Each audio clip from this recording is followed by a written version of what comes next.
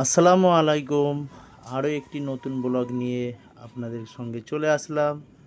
আজকে প্রথমে যাব আমি মসজিদে, কারণ মসজিদের জেনারেটরে যে ব্যাটারিটা লাগানো আছে সেটা বারবার চার্জ পড়ে যাচ্ছে। তাই এক্সপার্ট বলল ওই ব্যাটারিটাকে একটি কাঠের টুলের উপরে রাখতে হবে। তাই আমি সেই টুলটা করতে যাওয়া বলে মাপ করে নিচ্ছিলাম।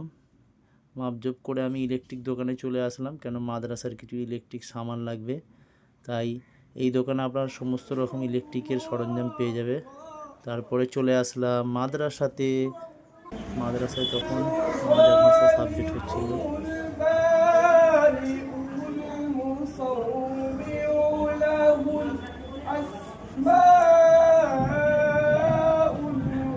তারপর চলে আসলাম মুক্ত বিভাগে।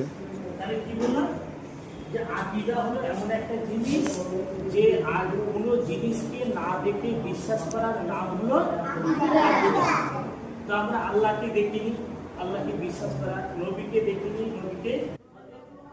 আমিও বসে পড়লাম এই বক্তব্যগুলো শোনার পরে। তারপরে চলে আসলাম আমাদের নতুন ক্লাস ঘরে, যেটা পড়তি প্রায় কমপ্লিট। আমাদের নেক্সট কাজ হবে নিচু ওই মার্বেলের কাজ। আমাদের যিনি বালিদাতা বালি দেবে বলেছিল, বালিও দিয়ে দিয়েছে। আর পাশে আর একটা অন্য কাজও হচ্ছে রান্নাঘরের সঙ্গে অ্যাটাচ একটা আর একটি ছোট্ট রান্নাঘর করার পরিকল্পনা রয়েছে। আর এইসব করতে করতেই দেখলাম একটি ব্যক্তি কিছু কাঁঠাল ও আম নিয়ে এসছে ছেলেদের খাবার উদ্দেশ্যে।